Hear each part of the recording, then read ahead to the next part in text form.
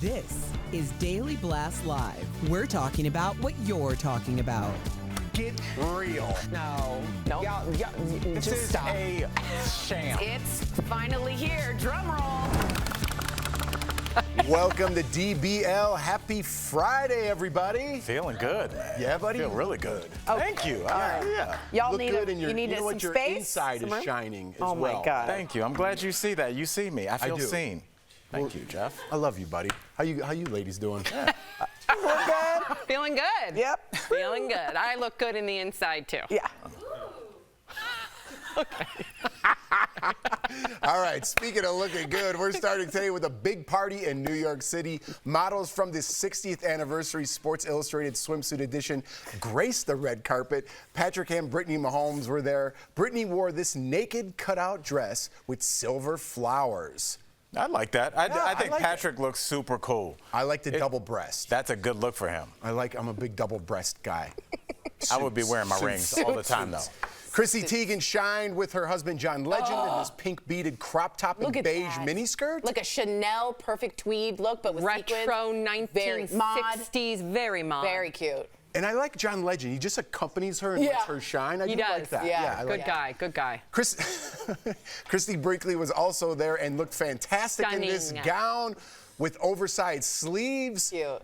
What she was doing looks Yeah, better in very still awkward. photos. I was You gonna have say- to, yes. Yeah. It's like the Oprah dance. Remember we Yes. saw her Oh, do that? yeah. It's just like it's hard, but she looks great. I mean, obviously, but yeah. She looks like Jessica Rabbit. A little bit. Yeah, a little bit right there.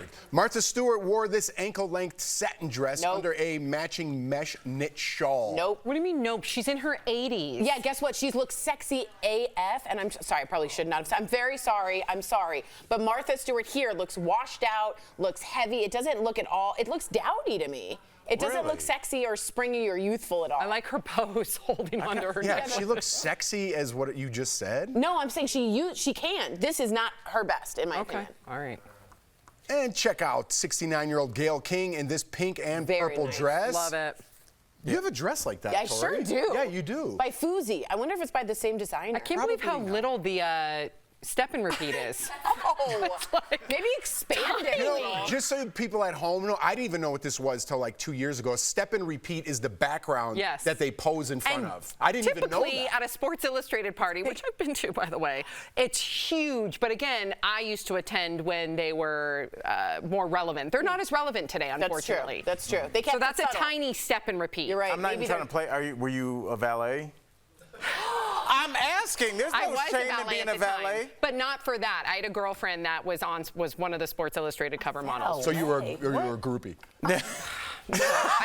I went twice. One because you remember Cynthia Garrett. I was her babysitter. Oh, yeah. So she was Okay. invited to all these. I was her child's babysitter. She was invited to all these events, and then my friend Marissa Miller, who I grew up with, was one of the cover models. Really cool. Okay, goodbye. And to cover Al, Sam, you did do some valet parking at yeah, MTV Awards, I bet at the right? time I was valet. I Yes, was valet yeah, parking at yeah, the time. yeah. I guarantee you I think was. that So that people didn't that come watches- from anywhere. No, you know yeah, what I mean? yeah. And Jeff, I mean, it there's no shouldn't- shame. we- No that- shame. That's what I'm saying. Everybody here, we openly, I'm proud of our humble beginnings and all the work we've done to get here. So yeah, Yeah. if you're valeting, good for you. Dude, busser, valet, all of the above. Shout out. Yeah. Yeah. Window washer. Yeah.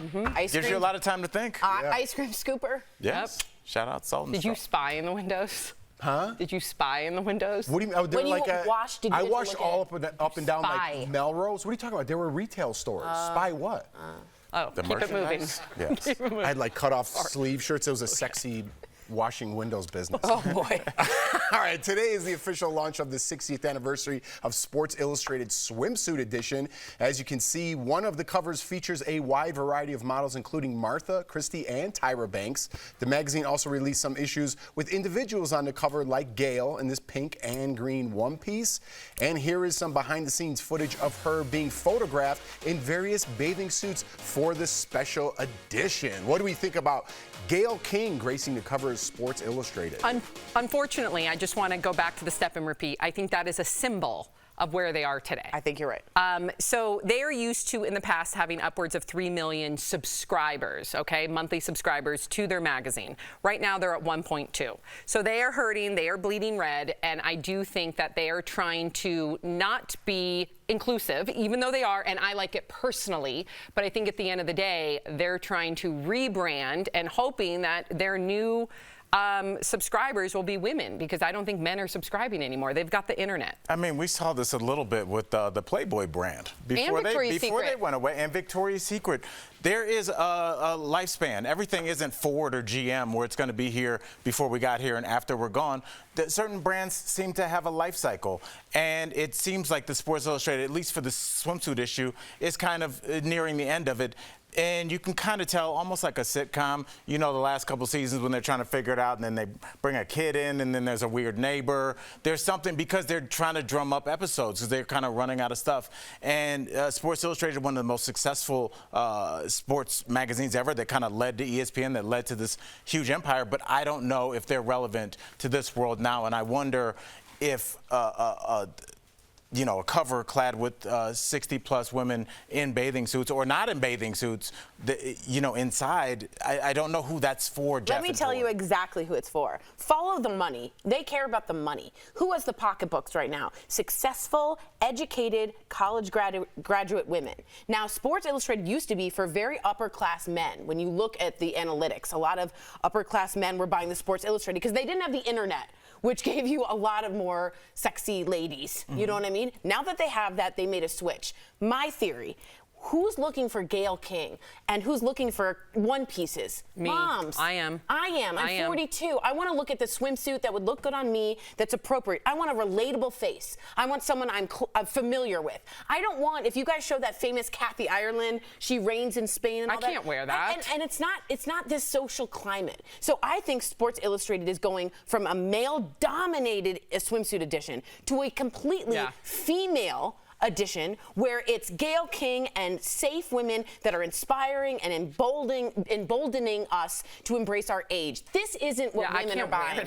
That's not what women are buying. So that's what I think. She's right. I'm right there with you. All right. The Academy of Country Music Awards were held in Frisco, Texas last night. Chris Stapleton picked up two awards, including Male Artist of the Year, but Lainey Wilson was the big winner of the night. She won 3 awards, Take the hat including off. Entertainer of the Year. It's the Country Music Awards. You wear a cowboy hat. She just never has it off. Either do certain men. True. But we don't comment on that. Very true. I know. What about inclusivity, ladies?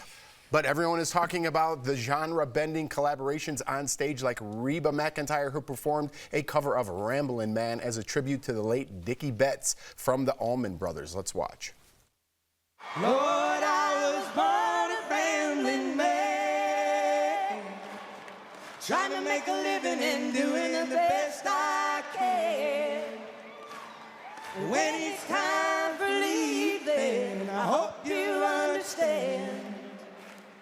I was born a rambling man and a girl. Well, the genre bending, that was Post Malone helping her out right there in that duet. So pop superstar Dua Lipa surprised everyone when she appeared on stage with Chris Stapleton. Let's look at that. Baby, do you ever wonder whatever happened way back if I see you again? And maybe if you ever wonder, oh, you might wish things could change. I know this might sound strange, but Chris Stapleton's got that smooth I jazz know, voice, I know. right? Bluesy, bluegrassy, good. yes. Yeah, he's So great. good. He's great. And a lot of people are also talking about Shabuzi, huh? That's fun to say. I love him. Francisco. Shabuzi. Nobody heard that. That was from Elf. All right. He also made his first appearance at the ACM's. His music combines hip-hop, country, and rock. His song, A Bar Song, has dethroned Beyonce to take the #1 spot on Billboard's Hot Country Songs chart. Let's have a listen. Someone pour me up a double shot of whiskey. They know me and Jack Daniels got a history. There's a party downtown near 50. Everybody at the bar getting tipsy. You didn't say tipsy. Right. That's going to be a summer jam You know, right there. so get this. It just beat Beyonce on, and he also collaborated with Beyonce on 2 Cowboy Carter songs, and it has 18.3 million views on YouTube. I'm a huge Shabuzi fan. He's a Nigerian rock and roll rap country guy. When did you start listening to Shabu? Oh my God, Cowboy Carter, me too. Yeah, from Spaghetti, which is amazing, and he also uses lyrics from Jaquan's rap song Tipsy. Everybody in the club getting tipsy. He puts it to country music.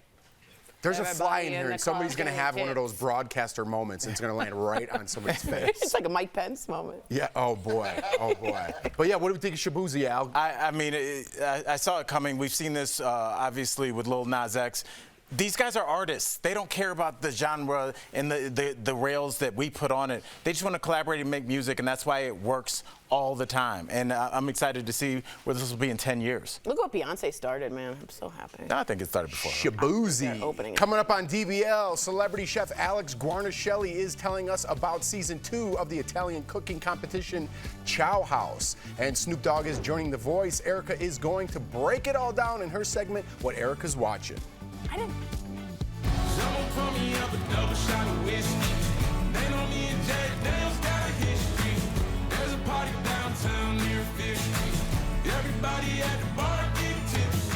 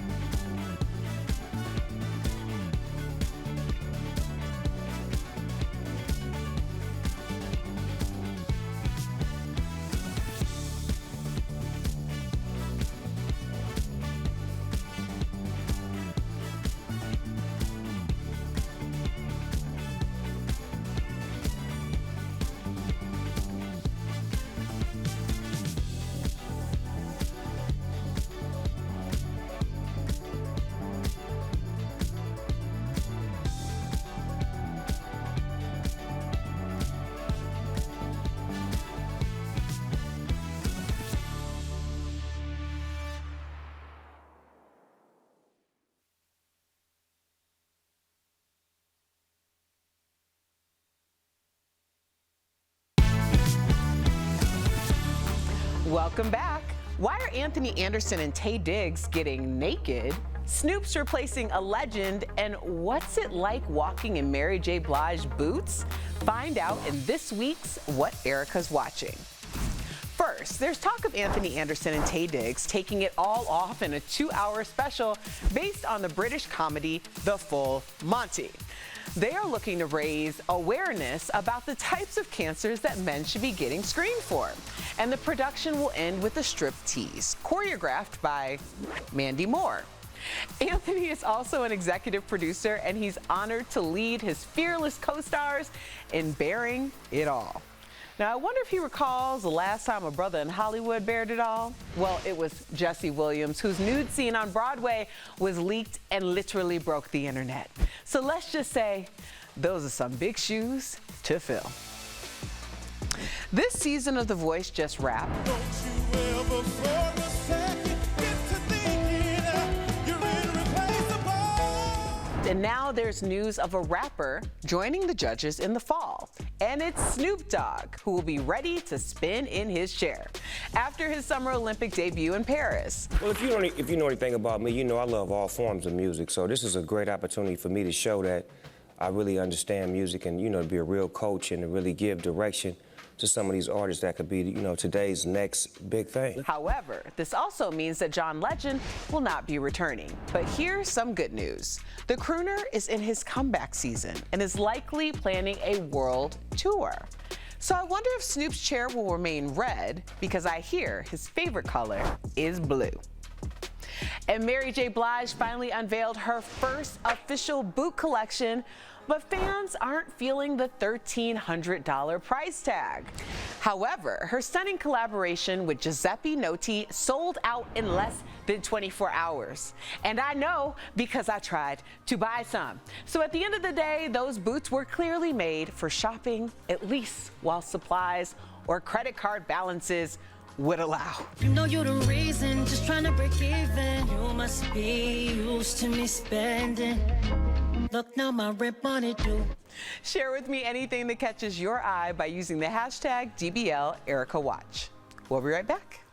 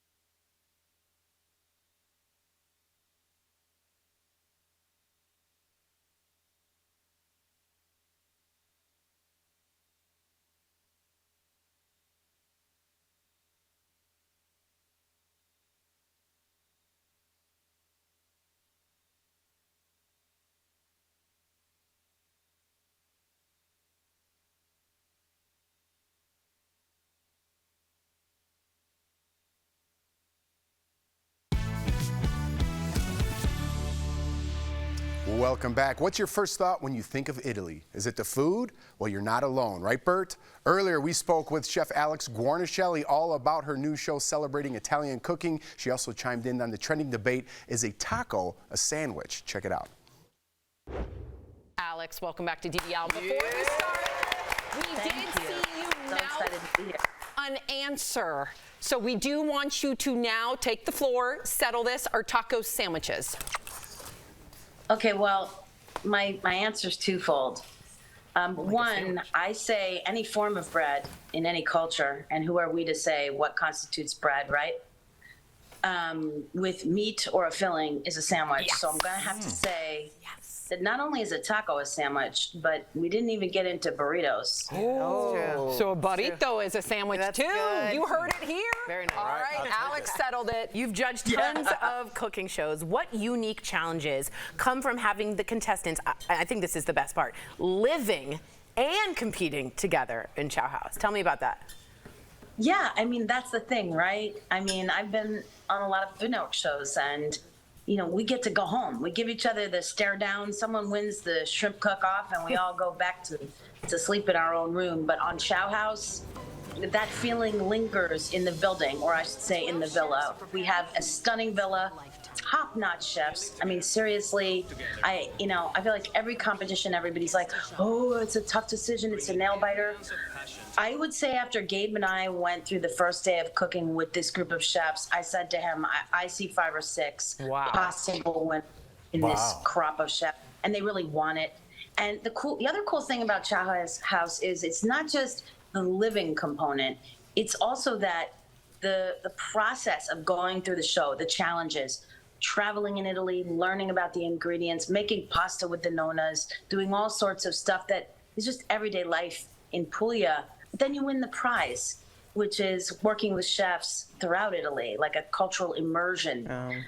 So I feel like all the chefs are winners. Everybody gets a participation medal, but there's one real winner here. So last season was based in Tuscany, but this season is in Puglia, which you just mentioned. How does the region change how chefs approach their dishes? Well, that's really the part where Gabe and I kind of form a sandwich. I think together, Gabe and I make the Italian-American sandwich to end all sandwiches, because I'm sort of stuck on, did you make the right choices? Did you use good ingredients? Did you cook them well? And Gabe, being a Tuscan native and really truly Italian, as opposed to the Italian-American me, he's much more into, hey, why did you choose this? How did you respect the regionality? How did you honor the ingredients? Does this fit the context of what you're doing?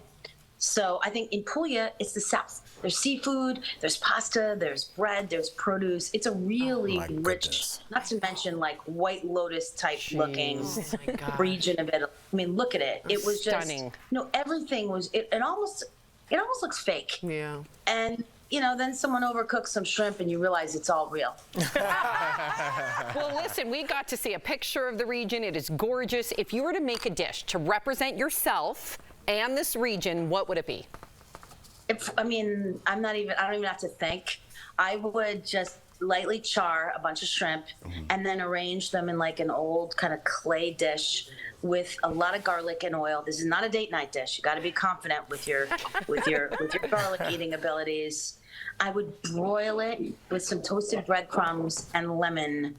And I'd probably make like a little dish of like orecchietti or some type of Puglian pasta on the side and just kind of toss all that pasta and shrimp together. Golly. Forget. You know what I'm saying? You're turning You us say on, chow, Chef. but in the hello way.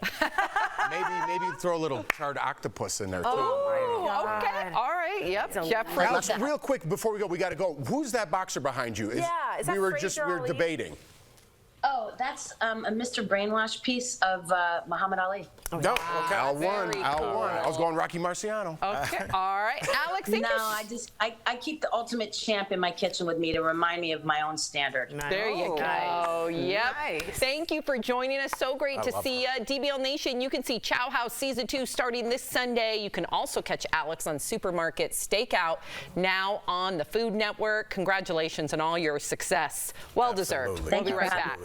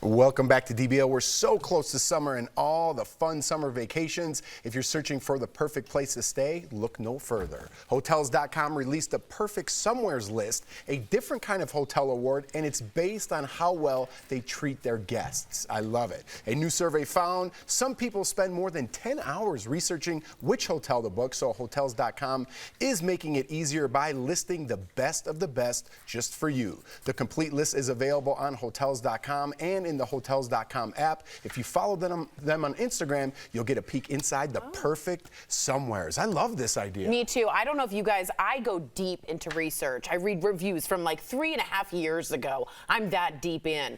And I can get analysis paralysis and hyper focus and never choose. So to have it curated for me like a Netflix. We think you would like this. That's great. I'm really like OCD when it comes to what hotel I'm going to stay at because I want to know the vicinity. Is there a cute coffee shop nearby? Can I walk to a park? Google Maps will knock that out. Yes, that's all part of my research. Write it out. Research. Yeah, it'll take 10 seconds. The hotel's part of your trip, and you got it. It's important. Way to go, genius. Yeah. Well, I don't know. You guys are trying to fill some time. Shops around here. It was better than analysis Hotel. paralysis. No, that's a Have a great weekend, everybody. That's a real